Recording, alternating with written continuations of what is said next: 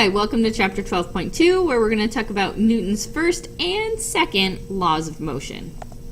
So there are three very important laws about the motion of objects around us that help us understand the universe. And these three laws came from a guy named Newton. So Newton was a very, very important physicist in the 1600s.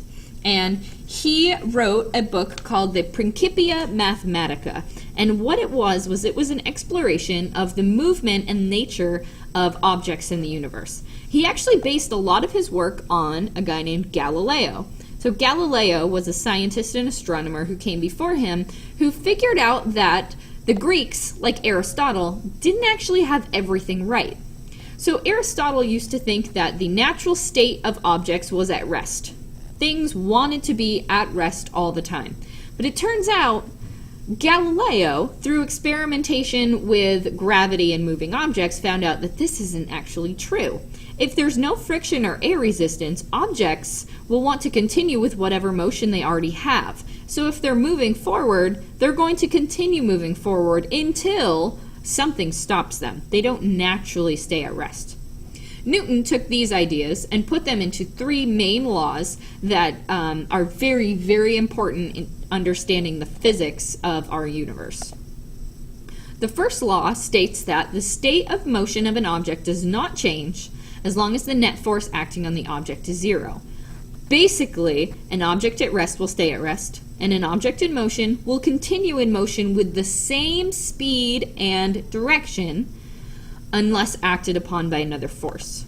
So I've got a little cartoon about this where we've got Garfield here and he's taking a nap and John comes up and John's like, "You're really lazy, Garfield." And Garfield's like, "I happen to be conducting a scientific experiment. I'm testing the first law of physics. Bodies at rest tend to stay at rest." So this has a lot to do with mass. The more mass an object has, the harder it's going to be to change its motion. We call this resistance to a change in motion inertia. So if we have both of these dogs right here, and we want to get them to move, we are going to have to apply a force to them.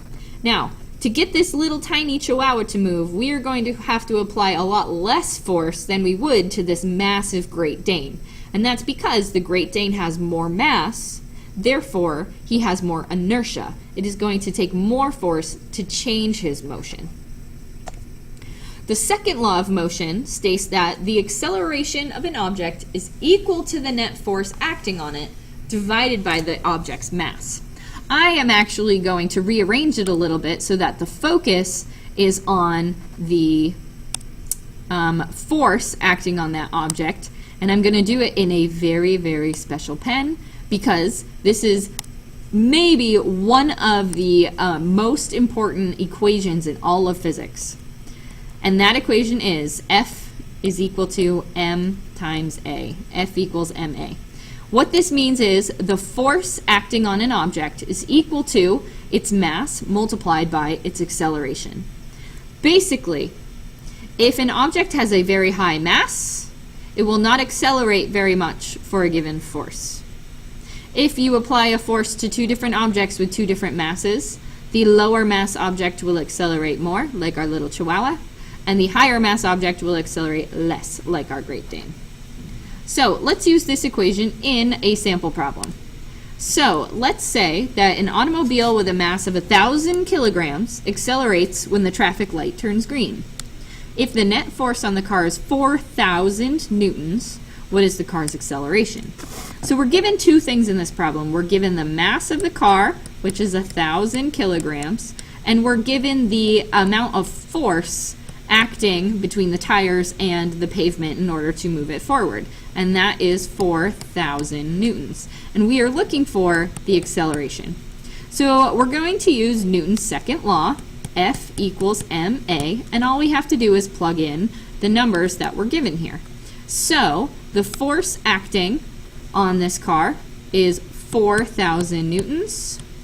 The mass of the car is 1,000 kilograms, and we are looking for A. So if we get A by itself, what we have to do is divide both sides by 1,000. So we end up with A all alone on the right side of our equation, And then over here we have 4,000 divided by 1,000, And so our answer is 4.